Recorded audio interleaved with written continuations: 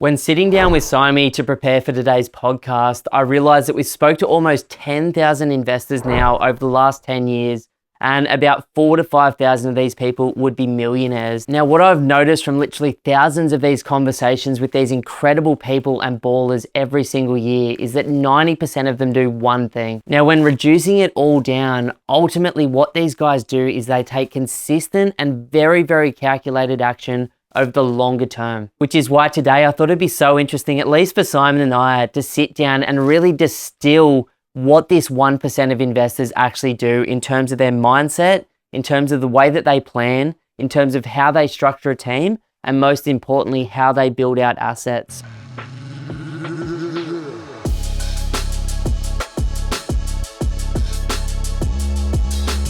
I'm really, really excited about getting into this one today because these are our people. Like, this is what we're all working towards as investors. We're working towards a life filled with choices and financial freedom. And like you've said to me so many times in the past, like I had to sort of bump my way into thousands of walls to figure out how to get to this point where you were always like, we can learn from these people. And that's what we wanted to bring to you guys today. The learnings of the top 1%. You know, never in my wildest dreams did I think that my job would be to talk to these types of people. And it's kind of funny. It's like success leaves clues. We've said that thousands of times. And, you know, if you are mindful and just taking notes on the types of conversations that we have, which I always do, you start to see, you know, what certain individuals do and how they do those things that end up in these incredible positions. And I think like, the first thing that I wanted to dive into is really the mindset of these millionaires, because it is a completely different mentality and mindset compared to the average person. You know, like I think the first thing that's important to recognize that these people do is like, they don't hold on to cash. And it's like you grow up thinking that you need to build cash savings, you need to pay off your home as soon as possible, stack cash for a rainy day. When I talk to these people, it's like, well, no, I know cash is becoming worth less and less every single day, every single year, every single decade. So I need to use that cash to go out there and buy high quality assets that are going to appreciate in value over time rather than depreciate in value over time. So that's just something that I guess that top 1%, they don't really hold on to their cash. They put it into assets that grow in value. And assets could be real estate, could be businesses, could be commodities, gold, stocks, crypto, shares. Like there's a whole variety, but you know, you and I are real estate people and most of the people that we work with are as well. And that's for the simple idea of leverage. And what I find is regardless of what they've decided to go down, whether it's business, which is the majority, or real estate, or a lot of people, you know, choose stocks or something else. And I find that regardless of where they start, they end up in real estate. I think the safety, the security, the tangible nature of it. Like, where do you go put $1 and the bank will give you 10 or 9 back? Like you can't do that with anything else in the planet. You shouldn't. Yeah. You definitely shouldn't do that. Yeah, not without getting a margin call and beaten up every now and then. But yeah, I think, you know, one of the things that I wrote about mindset is they're very emotionally stable. Yeah. Like they seem to be able to feel the fear and do it anyway. Yeah. They seem to be able to sit in that uncomfortable moment of time, headspace, and distraction, because moving towards your future is distraction from the present moment as well, and sit there. And then once it's over, sort of shake themselves off and move on to the next moment. And I think that stability with the world constantly being up and down, like that's the only experience in human nature, history, of everything, finances. Biology at the end of the day. It goes up and down and people are like chaotic, but a lot of these millionaires or these 1%ers just seem to be able to emotionally regulate painful situations well and still make logical decisions in that state. And I think this is because they've got a longer term mentality. They don't think in, you know, months or years. They think in decades. You know, they've got a minimum 10-year, but some of these people have 20-year, 30-year, 50-year plans that they're implementing. And, you know, when you aren't so focused on, you know, the short term and you've got a longer term perspective and mentality, you know, you don't sweat the small stuff as much because you know that time will heal everything. So I think that's something that these people have in common as well, is they do have that longer term mentality. They're not getting stuck in the weeds. They're not getting stuck in the details whilst they still go through the same shit that everybody goes through. They just manage it a lot better. I like that. I think, that consistency and that discipline, as well as mainly delaying that gratification, is another thing that I've noticed. Like, it's an ability that you have, that I have, that almost every person listening to this has. And it is a muscle. Like, it's something that you develop over time. And so what I've noticed with a lot of these guys and girls is they have one part of their life that they hone into, normally for about a 10-year period. And then that could be work, their career, business, training. It could be a relationship thing. It could be just traveling the world for 10 years. And then they use that rock that becomes like their thing to sort of set up other parts of their life. So they're generally very, very good at structuring family life, or they're very good at adding training in, or they're very good at consistently learning, or they're very good at showing up for the people around them, because one thing or one success leads on to the next one. Yeah, it's all transferable. And it's like, there's a saying that I've said a billion times from Jim Rohn. It's like, don't become a millionaire to become a millionaire. Become a millionaire for the person that you have to become to be a millionaire. And that is a real thing when you actually think about it, because these guys don't get in their own way. They focus on the things that they can control and let go of the things that they can't control. And, all of these, I guess, mindsets that they implement allows them to just navigate the space a hell of a lot better. But I don't think it all comes down to that. Like, one of the things that we want to talk about is the team as well. And I feel as though, these people really lean on and rely on the advice from their team, and they surround themselves with the absolute best in the industry, because that makes it a hell of a lot easier to just focus on the big rocks and not worry about the small things, and just focusing on the things that they can action, that they can actually control and implement to get the deal done. I like that. Like, I think something that I've been thinking about a lot with professional athletes in particular, because we also work with a fair few athletes, and these people have a seasonal mindset. So it's like there's a pre-season where you put on strength and you really push your body to get ready for the season and, get ready mentally. Then there's the season, which a lot of that is like goal directed and very much like recovery orientated. And then there's a period of rest before it all begins again. And I've started to think about creating wealth, or not even wealth, like financial freedom and choices in your life is so much more about, it's a marathon, but broken up into sprint seasons. And so a lot of these people, like for example, Chris, one of the clients that we've worked with, I think he's bought 10 or 12 properties now over the last 10 years. With us in Queensland, add another 10 in New South Wales. Yeah, like he's absolutely balled out and done some really aggressive stuff too. Like, I know a few years back, he bought like a monster patch of land near the new airport in Sydney as his own home, because he knew that it was going to be redeveloped at some point. Like a baller, and he's got a very successful business too. But what I noticed with him, and I sort of took this from him when I first met him about 6 years ago, was like, he would work very, very aggressively on completing like that season of like, I'm going to buy a property. So what did that mean? Planning for it, getting the team around him and all of those bits and pieces. Then he'd execute and complete. And then I just wouldn't hear from him again for another year. And then it would be like, hey, I'm ready to go again. And for 2 months, he'd go really hard and then completely off again. And I think that's something that a lot of these guys have in common, the ability to turn it on when they want to turn it on and completely switch off when they need to, versus like, I think about myself at the start of my journey. I was constantly thinking about the future, constantly planning for it, constantly writing it down, constantly looking at my spreadsheets, talking to people, and that was all just spinning my wheels. And a lot of these guys know the benefit of rest because it's so important over a 20, 30, 50-year journey. And we're going to start working with Wayne soon, who, has been in business for over 25 years. He's in the health space, has over 60 employees, real top performer in his industry. And we're talking about this, and I'm like, how do you manage, the workload, the stress of running a company like that? And he said exactly this, like, I work in seasons. And he says, I don't work for, like, he's like, I'll work in 6-week splits, 6-week seasons. And he's like, for those 6 weeks, come on, good luck trying to contact me. He's like, I am working hard, 10, 12 hours a day, 5, 6 days per week, I'm really in that season. But then at the end of that 6 weeks, he always takes a 4 to 7 day holiday. And most of the time he's like, you know, just like you, I'm going to jump in the caravan with the family, go out west, go down the coast and Tech free almost. just tech free, fully relaxed and recharged. And then, you know, he feels ready to get back into that next season. But then he always splits it with, you know, 1 to 2 big trips throughout the year, whether that be international travel or something of the sorts. And then, you know, that gives him something to look forward to and you know, something to sort of, I guess, give you a deadline, a time horizon. And then at the end of the year, once all is said and done, it's just all about family. Over the Christmas and New Year period, it's just family, family, family, family.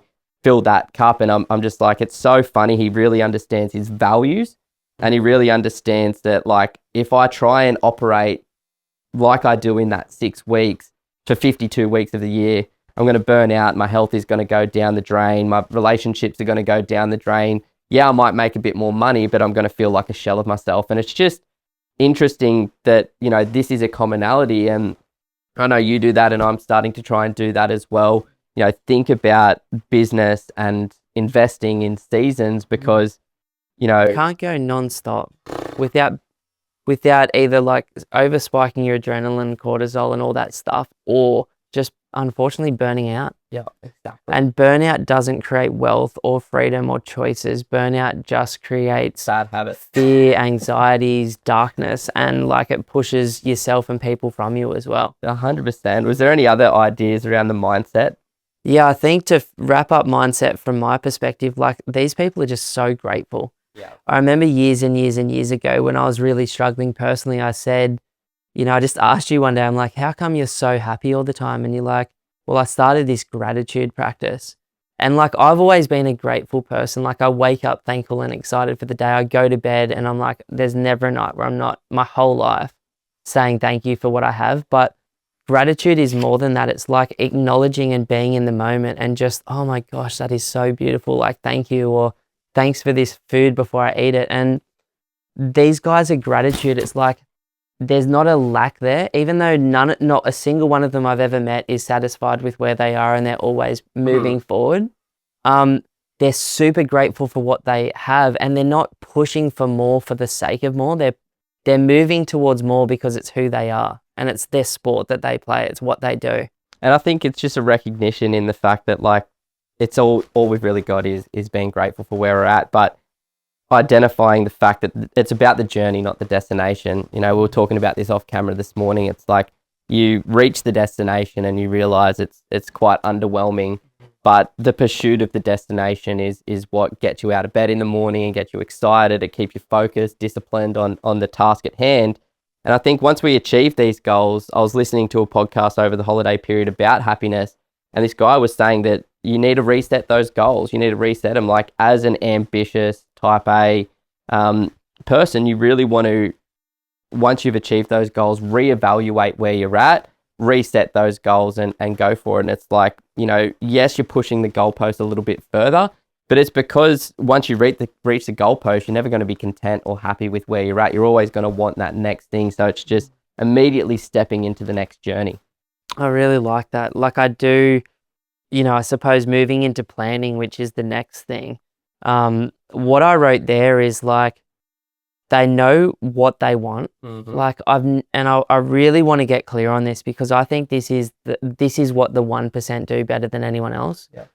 And I'll talk about how that's broken down in a minute. So they know what they want and they know why they want it. And it comes back to not Simon Presley. I'm so used to dropping his data points. What's Simon Sinek? Yeah. Start with why. His TED Talk's a great place to start with if you haven't, or you and I think, have both read his book. Yeah. Going down that rabbit hole. So it's like, they know what, like they start with why, like what are their values? What do they want out of their life? And why is that important to them? And then I suppose when they know what they want, that's really referring to like the what and the how in that sort of concept, which is just like, I think it's really, really, really important. Like every single successful person I know, if I was to sit here and ask you like what you want out of this year, clarity. You could tell me straight away. And then, well, what is your next step? You could tell me straight away. And why is this important to you? You could tell me straight away. And what are you working towards longer term? You could tell me straight away. Yeah. And you couldn't have 8 years No ago. way. And I couldn't have 10 years ago, but doing that work consistently and going, hey, that's no longer serving me at all. I'm completely letting it go and stepping into this newer version or this newer why. But they're clear. And 99.99999% of people that are in my life that come into our business have zero clarity about that. And I think that clarity is the only difference between coming phenomenally wealthy, successful, and free and not. Yeah, well, like, I guess if you use an analogy of like, imagine, just trying to walk down the street with a blindfold on, how much fear there's going to be and how much uncertainty, and you're going to be walking really slow and trying to peek out of the eye mask wherever you possibly can and grabbing onto things and, just looking like a full-blown weirdo.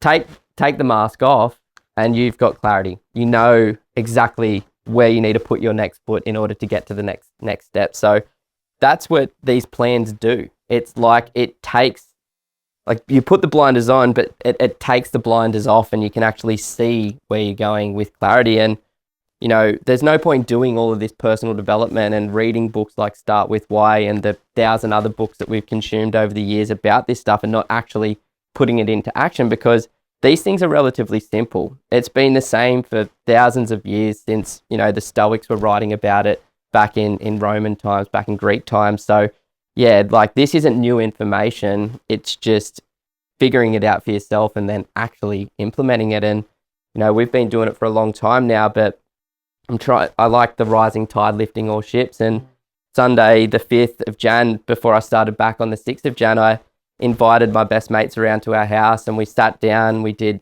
some breath work, ice bath, sauna, and just got into the right mentality. And we sat down, I said, we're going to do a goal setting session. And they were all like super pumped up. Can't wait to share my goals. Rah, rah, rah. Then when we did it, I said, well, right at the top of the page, what do I value? And they were all kind of thrown. They're like, values? I thought we were talking about goals. Like, well, you can't talk about your goals until you know your values. Yeah. So it's like you start with understanding your values and then you ensure that your goals are in alignment with those values. Because if there's a disconnect there, no matter what you achieve, you don't feel content with yourself. And just because values are something that you and I think about and talk about often, but what are some of your top values, for example? Just for someone like 5-6 years ago, before I started working with a psychologist, I wouldn't have been able to tell you what I valued. I could have tell you what I was working towards, but it was hollow. For me personally, I put it into like 4 to 5 different areas. So I've got family being my number one goal, and that's broken into a bunch of different areas as well: immediate family, extended family, friends, and there's certain things that I need to do. So like, if I'm planning out a week or a weekend, I need to make sure that I'm filling the right buckets. So it's like, I value family, and within that, I value being a good dad and whatever that means to you. And then it's like, your goal or your actions will hopefully be in alignment with, I want to be a great dad and a great partner. Rather than going playing golf with some randoms for 6 hours of a day and not spending time with my son and my wife, it's like that goal is out of alignment with my values. Love that. But for me also, it goes from family into freedom. So freedom to me is a massive value. So being able to do essentially what I want when I want. There's limits to this big time, but once again, it's broken into different areas. So like, freedom to me, designing my week so I only have to work 4 days per week, not earning anywhere near as much money as, my friends in Sydney that are working 5-6 days per week. But I'll tell you what, the balance in my life is a hell of a lot better than a lot of theirs. Yeah. So freedom is another big value of mine, and there's a lot of different aspects there, but then also health. Then health is broken into a few different aspects as well. There's like physical health and there's mental health, and both are just as important as one another. And there's certain things that I need to do to make sure my physical and mental health are on the right track, and obviously things to avoid to make sure of that as well. So, like, obviously this is 101 for everyone listening, but just for me, it's like, so I really value health. And then within that, it's like, well, here's what healthy would look like to me, like a body that can surf really well, a mind that is peaceful and connected so that I can like live my best life. And then within that, it might be, well, maybe I meditate, maybe I sauna, maybe I journal, maybe I train twice a week, maybe I surf 5 days a week. And it's like as simple as that, really. And that's the goals aligning with a category of your life, which is your value of family and health. I said it the other day, like I was driving home from work on Monday night, and last game of the NFL season for my team, we didn't make the playoffs. So driving home, and I'm like, oh, it's late. I'm just gonna go get some Red Rooster and not have to cook dinner. And then I'm on my way home, and I'm thinking, and I go, well, that's not in alignment with your values. So I drove past a butcher, stopped off, grabbed a steak, threw it on the barbie, had a steak instead of Red Rooster, and it's just like those little decisions. It's like I could have easily succumbed to my desires and gone and bought Red Rooster, but I was like, no. Hungry and a bit emotionally cooked from a big first day back. Yeah. And it's like, no, I'm going to make a decision towards my values and the person I want to be, which is healthy and mentally like in a great space tomorrow because of the right stuff. 100%. And then my last two areas is wealth. I do value wealth because it gives me the freedom that I want, and it allows me to provide for my family, and it allows me to gain access to the best healthcare as well. So it's like wealth, if I don't have that, I can't fill the buckets of all of the other values that I have. So it's like I put learning into wealth. For me, most of the books that I read are about generating wealth and like what have the most successful people in the world done, and following basically what they've done. And then the last one is spirituality. So for me, spirituality is really simple. It's having a connection to God. You name God whatever the hell you want it to, but for me, it's just God, the creator, something that's more powerful than me. I find life to be extremely overwhelming, and I find that I go into a much more anxious, controlling version of myself when I'm not connecting to God. When I feel as though it's all on my shoulders, it just seems overbearing, overwhelming. Take it off my shoulders and put it onto God's, and it's just like, oh, I'm at peace. Yeah, I love that. So that's just basic for me, but I just typed in onto Google like 6 or 8 years ago, like how to identify my values. Love that. And there's so many different websites and so many different studies that help you choose your own values, and they're my personal ones, but I would advise everybody to go and figure them out for themselves, because you'll always feel twisted within yourself until you know them. Yeah, I did a similar thing. Like I read a book called The Happiness Trap, which is all about identifying values. I think it's the slowest book I've ever read. Like I'm 7 or 8 years into it and I haven't even finished it. I'm just like, I read a quarter of a page and then there's like a month worth of like, whoa, that one thing, like observing my thoughts. Hang on, I didn't get it this month. And that was like 2 years just categorizing like, oh, that's the work thought again at 9 o'clock at night that's not serving me. So yeah, like I think the values are important, but the reason I brought up The Happiness Trap is the guy that created it, Russ Harris, has a 3-minute video on YouTube titled How to Identify Your Values, how to live a values-based life. And he's got these cards that you can buy, which you literally, I sat with my psychologist and it's like left and right pile. Yes, it's a value. No, it's not. Got rid of the no's. Left and right pile, no. Left and right pile, no. Put them in like bottom and top, and then get rid of the bottom pile, and then the top ones, put them in order. So it's just this sifting process of like really getting to it. And what was tricky for me and most people listening to this and you, I had a monster responsibility, accountability value and a monster freedom value. And I went, oh, this is why I'm constantly feeling twisted in my life, because as investors, as people moving towards the 1%, as people doing what other people aren't doing in their lives, there's friction. There's like what you crave, and what I crave is freedom. But freedom comes from an insane amount of discipline consistently and hard work up front for at least 10 years of your life. Yeah. And that twists the shit out of you, because the reason we start it is to get back to who we were when we set it. But what it requires to get there is just a different beast. Yeah, it's like the duality. It's the two opposites. And I was talking to our friend Jackson recently, because he's like just been going so heavy into his wealth value recently, because he's been presented this opportunity, and got to put the bucket out when it's raining. Exactly, but it's completely counterproductive to his core values as well. But it's like what Jim Carrey says, like if you can't downgrade your life for a year to upgrade your life for a lifetime, you're an idiot. Essentially. And the problem with that quote is it's 10 years. It does when you sign a $50 million or a $10 million movie deal, but not when you're earning 100, 200 grand a year. That's right. I think, in terms of this planning idea, I wrote down, and I don't mean this in a morbid way like the movie, but the 1% and the wealthiest individuals that I've spoken to in the last 10 years in this business and the 15 years as well, they have a very, very, very clear final destination. So my idea of the future is I want $200,000 a year of passive income.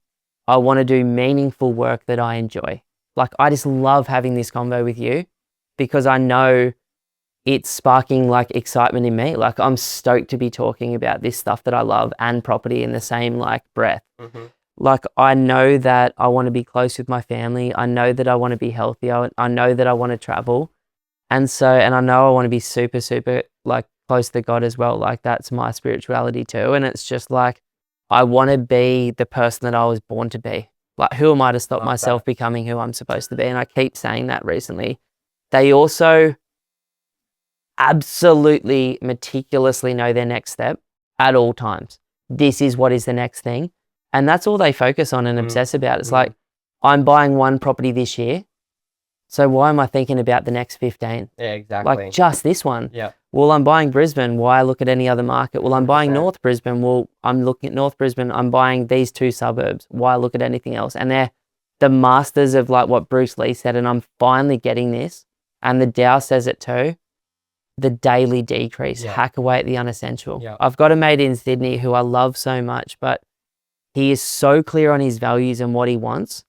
And he's so brutal with like his language around that. It's just, hey, you want to do this? No. Just flat up email no, or text message no, or call no. And like the pleasing side of myself's always like, whoa, you should. I couldn't communicate like that. But then I'm like, he just knows what he wants. And I love him for that. And he's taught me to say no to things that don't serve me either. It's funny that you bring this up as well, because I was listening to Mark Andreessen talk, and he used to work. I'm not sure who that is. He's like an American business person, entrepreneur, angel investor. He's worked with Elon Musk, and he was talking about why Elon is so successful.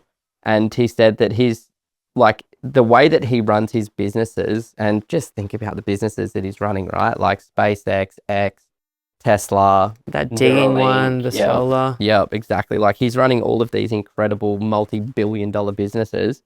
And every single week, he goes into each of these businesses and he identifies the problem at hand for that particular week, the biggest problem in the business at that given time. He's asking for the biggest issue to be brought to him. And he fixes that. So he's like, most CEOs are going, okay, I need to talk to my higher up executives. We need to schedule a meeting for a month from now. We need to collect data for the next month to sit down and try and solve this problem. Elon will just go in, talk with the engineer directly that's identified the problem, figure out how to solve it, delegate, move on to the next business. And he does that every single week for every single business for 52 weeks per year. And this is why his businesses are constantly moving in the right direction, because he's identifying the number one problem, which is exactly what he should be focusing on. Not all this bullshit, not organizing meetings and sitting down with executives. It's just like, get into the weeds and let the executive run the business and let him solve the issue, which is stopping them from being another $1 billion company. Yeah. Dude, that's inspiring. I've never heard that. Yeah, it really is. And it's just like a commonality of people that are successful.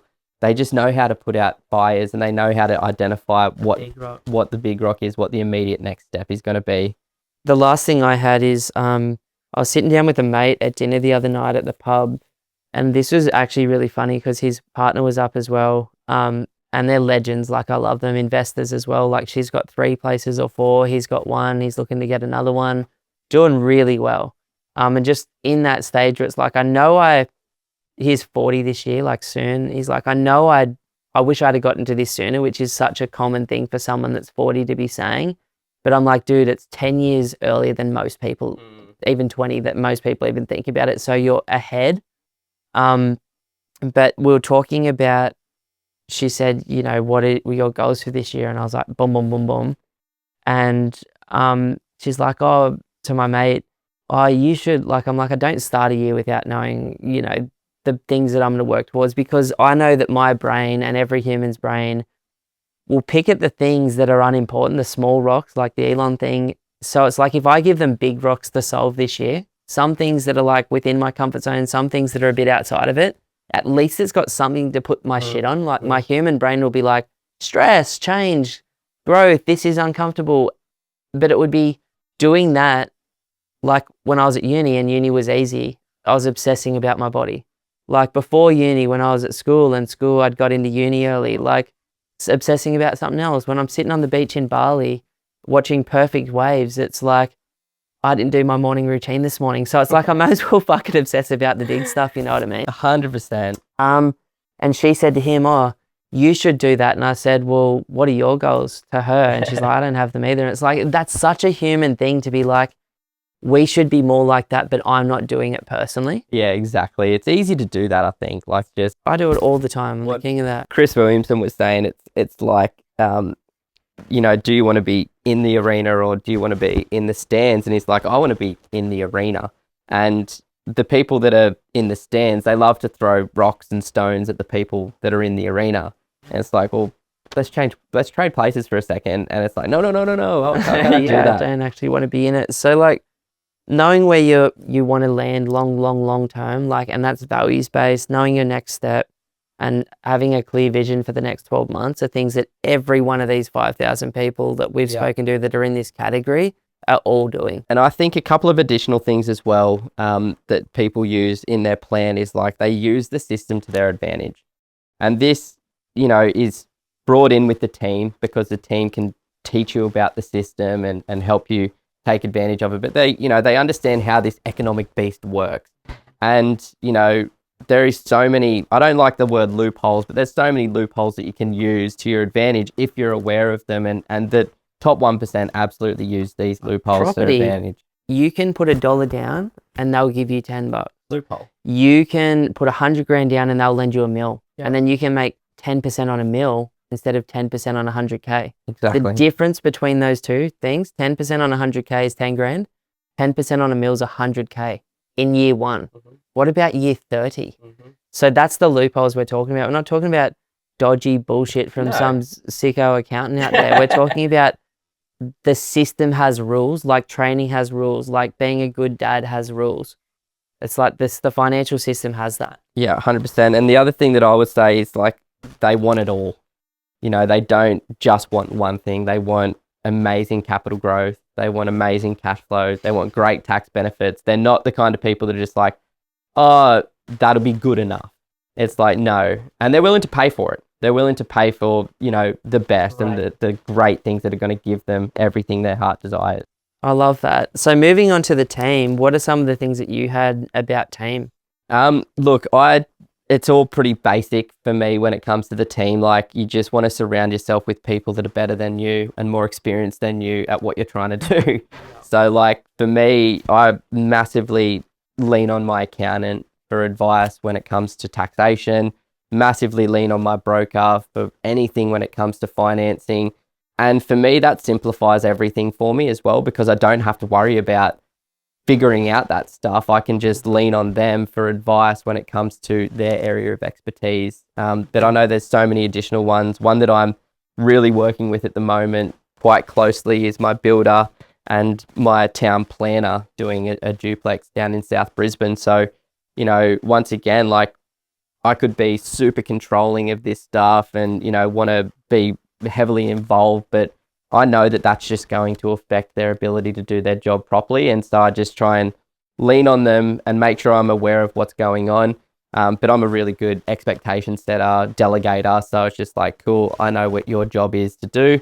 I'm going to get you to do this as quick as possible. But there's so many more that come into the team aspect. You know, I was thinking about one of our clients, Kim. Now, she was one of our very first clients back in 2015. She's gone on with her business partner, Anne. I think they've done 12 or 13 properties with us over a 10-year period of time. Now, Kim is like incredibly good at identifying talent, setting expectations with that talent, and then getting out of the way and letting like that person do their thing. So they recently, for example, and the reason I wanted to bring up Kim's story is recently she reached out. I like reached out to her a few times in the last few years, but she reached out like Chris that I said before, like you don't hear from them and then it's like, I'm ready to do this again. She'd just sold her business, which was from the very first day I ever met her was her goal. And she'd made a small fortune from selling this recruitment business. And she was like, I'm in all this cash. I know what's happening with inflation at the moment and I want to invest in something that's going to give me some good income. So the day she signed back up, like we've just got such a good relationship where she trusts. She's like, Ben, what would you do if it was me? And I'm like, if it was me, I'd do this, which was to buy a blue chip home, walking distance to the beach in South Brisbane, which are statistically speaking the most undervalued suburbs in Southeast Queensland right now. They've literally only done 5% a year since the last GFC. They could be as much as 70% below what they could be by the Olympics right now, according to the Financial Review.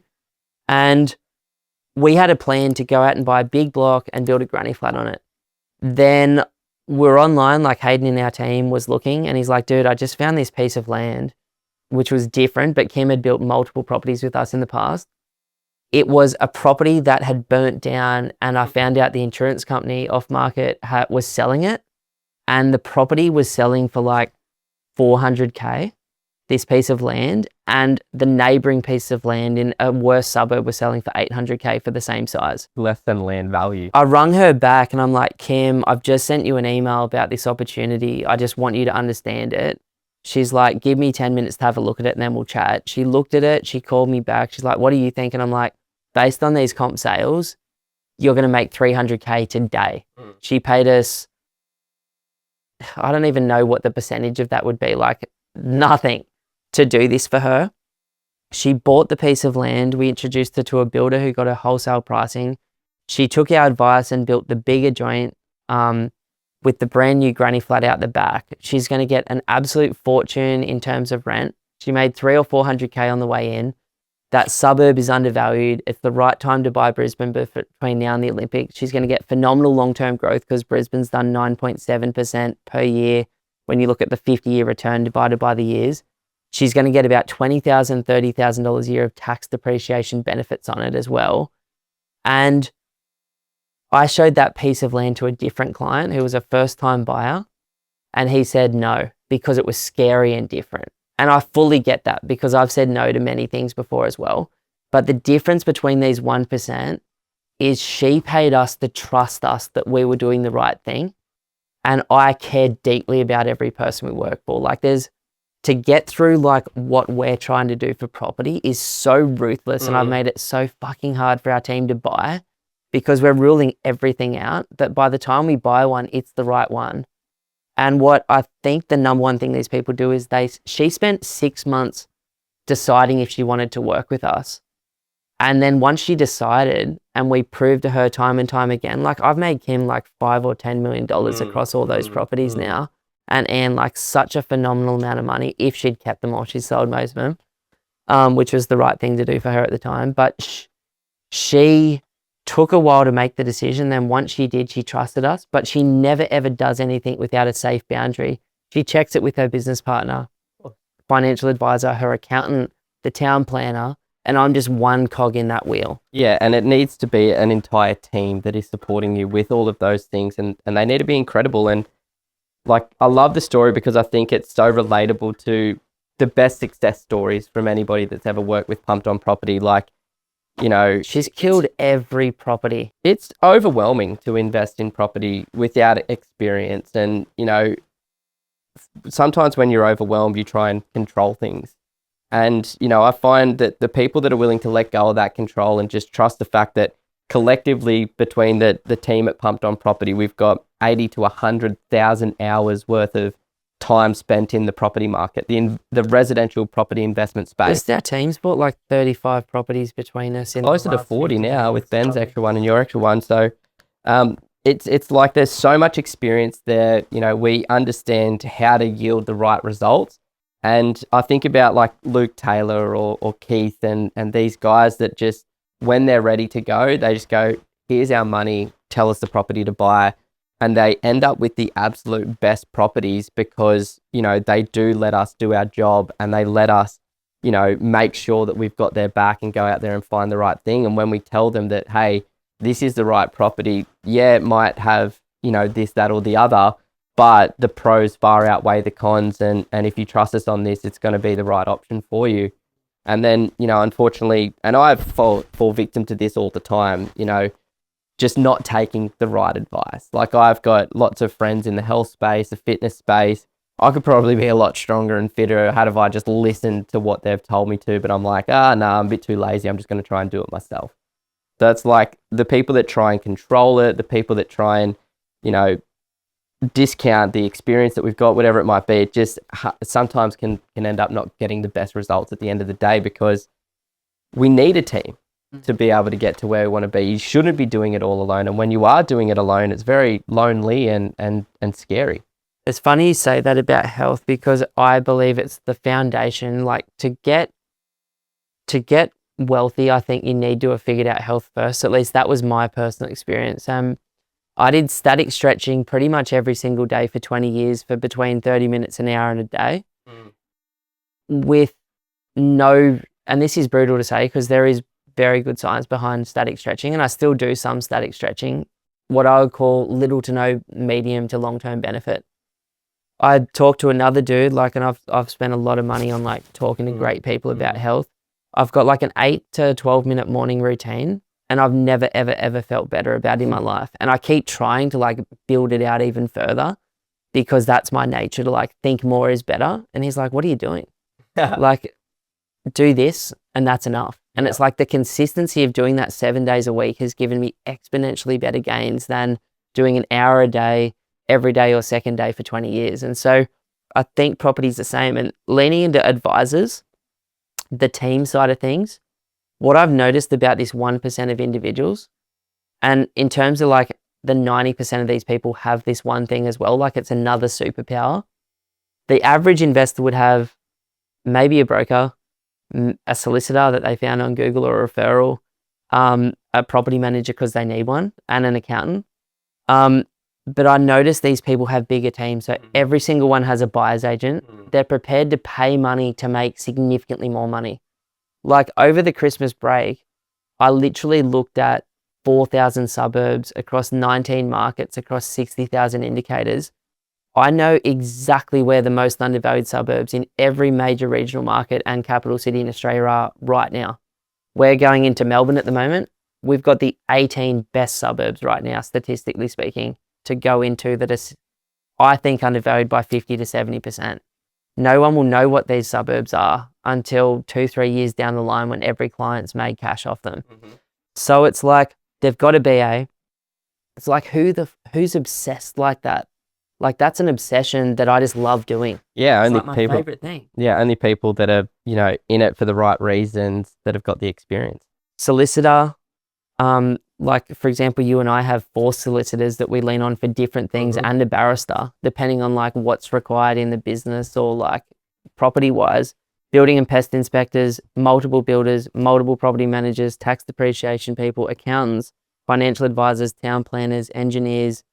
It's Certified. The team around this 1% of people is bigger, and they do not let any weak player be in that team, because you're only as good as the weakest person on the field, and they are ruthless in cutting people that don't values align, that aren't already where they want to be, and that aren't absolutely best in class with at least 10 plus years of experience. I couldn't agree more. And I think with that team, they're, as you said, more than willing to pay for the right advice with that team. But I think a commonality with these extremely wealthy people, they actually have an incredible network and an incredible team around them that maybe they don't pay. Maybe they're just, acquaintances, friends, colleagues, whatever it might be. But the people that they're choosing to surround themselves with are amazing people that have got interesting things to share as well. So it's cool, I've got this team that I pay for the right advice, but then I've also got these other people that know me so deeply that are there to sort of help me see my own blind spots as well, and help me see further opportunity or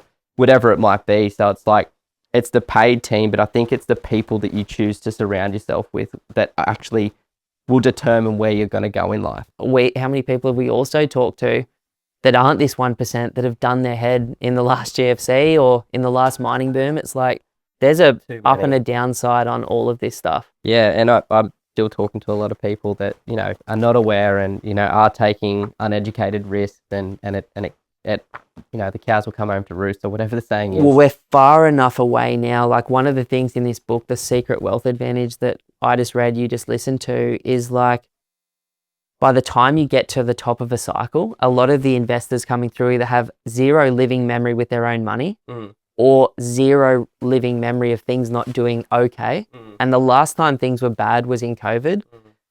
But even though Sydney, Melbourne, Brisbane went down 15, 20% in property for a period of 9 months, it bounced. And the stocks went down 30, 50%, but they bounced in a year and a half. So I was like, oh, these crashes aren't too bad. No, exactly. Time heals everything. But what about the assets that these people buy? Like, I think you just went into a really good example with Ben there about, you know, the quality of assets. And I think that's something that rings true for every single top performer. Every single person in the top 1%, they are looking for quality. They're looking for blue chip. They do not want to speculate in these random small towns or these small properties in dodgy suburbs where there's, you know, high crime rates, high public housing rates. Like, these people want to be surrounded by high percentage of owner occupiers, significantly above average household incomes, because they know one thing from that: they're going to attract good tenants that are going to look after the property and not bitch and moan or destroy the property. And then they also know that their neighbours are going to be spending money and adding value to their properties, and that rising tide lifts all ships. So, you know, that quality just compounds, and we can look at Sydney as an incredible example here. You look at the eastern suburbs, you know, Vaucluse, Bellevue Hill, Bondi Beach, you know, and on the other side of the harbour, Mossman, etc. Like, these affluent locations are just substantially above the median house price in their own bloody universe. Self-fulfilling prophecy, because quality creates quality creates quality. Yeah, but it doesn't start there. Like, we talk about these undervalued beachside suburbs. It's like they could be compared to, you know, the eastern, southern or northern beaches of Sydney in terms of location, proximity to the CBD, lifestyle factors, employment opportunities, etc. But if we look at those areas where you have to spend $900,000, $1 million, but then you've got these, you know, areas where you do have a higher percentage of renters, you do have lower household incomes, you do have higher rates of crime and public housing, and you got to spend $750. There's $150,000 difference between these two locations at the moment, which to me just means this is chronically undervalued. There is such a short gap right now that shouldn't be there. Kind of like the gap between Sydney and Melbourne being 60% right now. It's like too big. It's like that's got to close eventually. But they want quality and they see these opportunities and they go, well, if I spend an extra $150,000, $200,000 today, in 10 or 20 years from now, it's going to be millions of dollars. And it is like, you look at Sydney as an example and you go, North Cronulla, 60 to 80% renters, heaps of units, or Caloundra on the Sunshine Coast, for example, or St Kilda in Melbourne, versus a neighbouring suburb of like Wanda or Shelley Beach in Sydney, or Watala Beach up here, or Shelley Beach in the sunny coast, or wherever else, like Port Melbourne in Melbourne. Like, you're literally sitting there and it's like 10, 15 years ago, the difference between the two areas might have been that 200K you're talking about now. Now the difference between the two areas is 1.5 mil. And it's just because, you know, if I'm going to spend $3 million on a home, do I want to be next to an apartment block where every summer a whole bunch of people like you and I used to be come running down there with all their mates just wanting to hit the piers and have fun? Or do I want to be next to, like, you know, a baller that's got his own business and a couple of kids that, you know, hardly even wants to say g'day when I like walk past them, you know what I mean? And just wants the private life. So I think the assets are important. I think I obviously wrote similar to you. I was thinking about one of our clients who we love, which is Ray. Ray used to be like one of the very, very senior people in the corporate banking team in Sydney for CBA. Now, this is the group that works with the 1% of the 1%. So to qualify to even work with his team, you need $10 million of cash, stocks or assets, minimum, owned outright with the bank. to even qualify. So this is the 1% of the 1% of the 1% in Australia. Like, this is the wealthiest people in the country. Now, what Ray did was he looked at this 1% of people, like we have as well, and he saw the pattern in it after working with them for 10 or 15 years. And he went, most of them either have a very high paying job or they have a business. And he's like, I have a very high paying job, but I want the freedom of a business. So he actually moved to Port Macquarie and bought he bought a service station, which is killing it. Like, literally pumps cash. Like, no. And all he said to me the very first day we met is, Ben, I need $10 million of assets because I see what happens to these people when they've got $10 million of assets. So if you've got $10 million of assets in stocks and property and the market goes up a collective 8%, you've just made $800K that year without going to work. He's like, it's not that I want to own them outright. It's like what I know that does for your wealth position and then selling half of them down the line. So I talk to Ray all the time personally via email. He's not like a phone dude. And I'm like, Ray, what are you buying? Because he is always absolutely just one step ahead of everyone in Australia. So, for example, 3 years before Brisbane pumped, he went and loaded up on a heap of properties with us. Then he went to Perth and loaded up on a bunch over there. Then he went and bought a whole bunch of stocks in COVID. Then he's now in Melbourne at the moment. Before that, he was in Sydney. He's got a highly diversified portfolio across the country because he knows that Sydney and Melbourne crank at the first half of the cycle, Brisbane, Perth and Adelaide crank at the second half. And so he wants exposure to all of them. He knows that certain stocks do well at certain times of the cycle, other stocks do better at others. And so he's working on full diversification based on this model of what he saw worked and the advice that he was giving people. But he absolutely understands a few things that all of these people do. Timing. Not all things are equal at the same time. And the sooner you recognize that, the better you can do. Not all things for him either are equal, and it's all blue chip. So everything's on the beach, everything's bigger land size, everything's quiet street, or everything's close to the city, only in capital cities. When he went into Perth, he's like, I know the history of 30, 40 years of Perth, 50 years of Perth, because I sent it to him. He's like, it booms, and then it doesn't necessarily bust. It just can sit flat for 12, 15 years, and then it booms again. The cycle in Perth runs for about 3 to 5 years.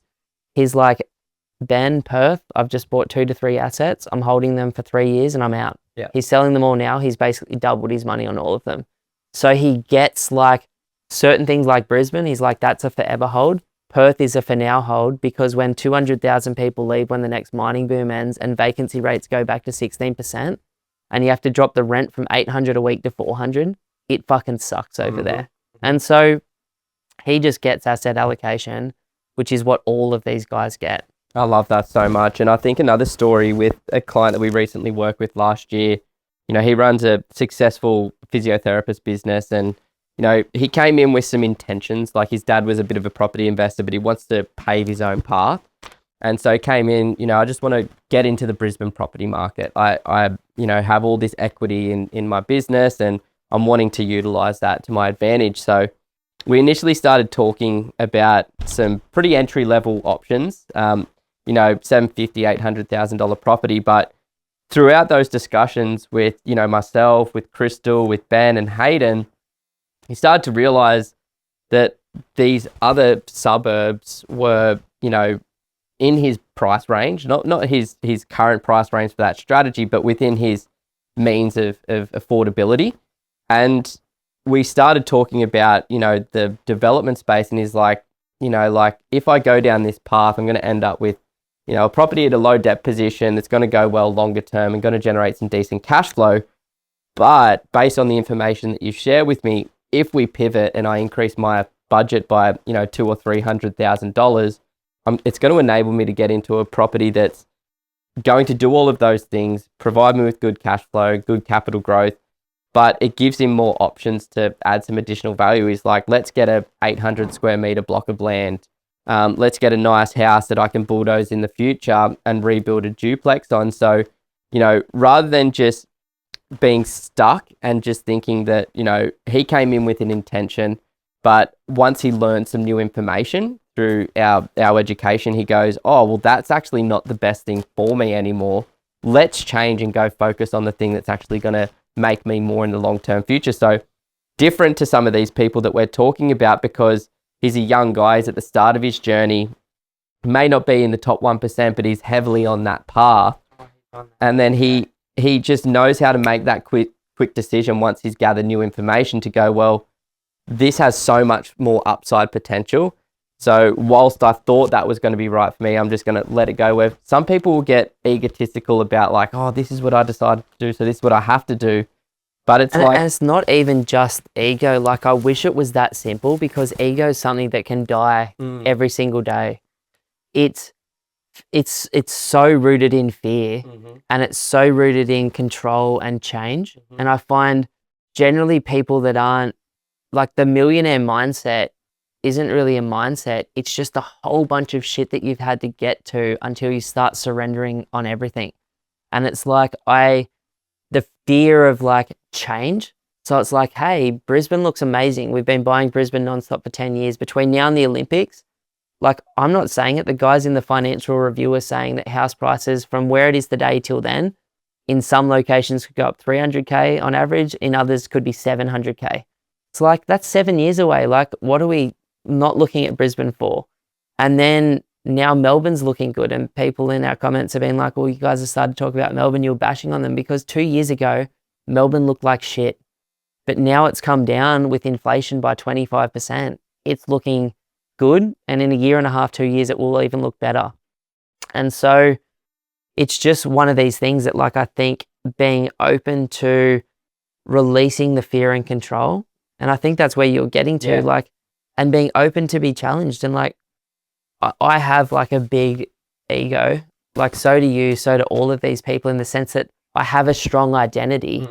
But if I'm getting new information, I might not react immediately as to like, that was really good for me to hear.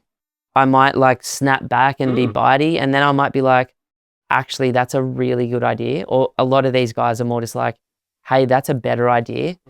Show me all the logic. Like, they want to see all of the evidence, and then they will take time and then come back with a clear decision generally within 2 to 3 days. Yeah, it's sorry to interrupt on that, but it's so complicated, the reasons why we don't pivot and become who we're supposed to be. And I think you have to, because if you just follow the path of what's worked in the past forever, it's going to be a time where it doesn't work anymore. You know, you look at marketing and advertising. It's not working at the moment. It's just cooked. Exactly. And this is everything in life. So once you gather that new information, you've got to take it on board and then formulate your own opinion and go choose what you want to do with it. And it's just really interesting, like at the beginning, saying that success leaves clues, and it really does. And these, you know, quote unquote successful people, because I'm sure just like we do, these guys look at themselves going, I'm not successful. I've got so many other things in my life that I need to focus on. And I think that's the truth with these people as well. They're a work in progress. They're not a finished product. And, you know, that's just always the case. It's like always learning new ideas, always challenging themselves, always, you know, trying to seek out new advisors, new information. And it's just a constant lifestyle, as opposed to just like accepting that you're dealt a set of cards, you got to play that set of cards. It's like, yeah, you can, but you can fold, wait till the next set, or, you know, bluff somebody out, whatever it might be. Bad analogy. Life, I think is a good analogy. Like, life really wants you to become your best self. But what we've been taught is that becoming your best self is easy if you just consistently do stuff. Love that. To become your best self, you have to constantly put yourself slightly out of your comfort zone and cross the troll under the bridge, and then the witch trying to get you, and then the boogeyman under the bed, and then the spider that bites you and messes you up.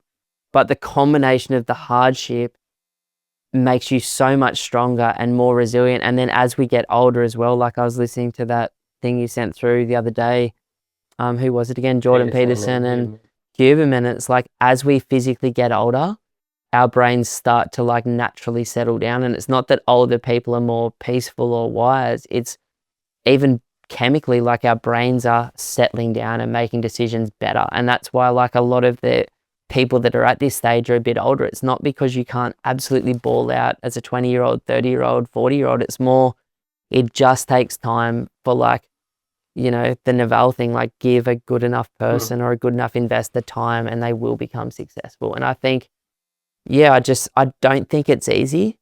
And I think as soon as most people touch that fire, it freaks them and that burn is enough to stop, where like none of these people stop. It's like, man, I'm just getting burnt right now and I might accidentally be burnt in this one part of my life for 10 years. But it doesn't mean that my family life can't be great, or my like health can't be great, or my spiritual life can't be great, or I holiday and rest and recover. Like all of those things are possible. And I've loved this. This is beautiful. Actually my favorite podcast I think we've ever done, because this is the stuff that matters. And for those young people listening to this going, oh, I want to be that when I grow up, it's just like, well, keep doing what you're doing. Yeah. Listening to this as a young dude, if you've got to the end, man, you're like the 1% of the 1%. Exactly. It's just like, keep being disciplined, keep surrounding yourself with new information, with new ideas. Like, a lot of people feel as though they're alone, or they may not have a mentor or a community of like-minded people that want the same things. But it's like, well, you know, there's countless books that you can read from the most experienced, successful investors, philosophers, entrepreneurs. You know, you can listen to these podcasts, YouTube videos about all this stuff. And, you know, something that I've been really fortunate to be able to do is learn from observing the greatest people on the planet, and then take those little bits for yourself and figure out, okay, well, what do I want? You know, what do I value? How am I what's my immediate next step, and how can I start this journey for myself? But it's worth it for sure, you know. It's so worth it. And the journey is beautiful. Like I just love this today, man. Thank you so much for having this chat. G'day guys, my name's Ben and I'm the director here at Pumped on Property, and I just want to say a massive thank you for watching our content today. Now, if you're thinking about buying an investment property in the next 3 to 12 months, then the team and I would love to offer you a one-on-one strategy session. In that session, we can talk about exactly where you are right now, where you'd like to be longer term, and we can deeply educate you on the Australian market. And then you can take that information and go and absolutely smash it on your own, or potentially become one of the small number of clients that we work with each week. To book your session, all you have to do is go to www.pumpedonproperty.com and click that book your free strategy session button. But either way, we wish you all the best on your journey as an investor to financial freedom.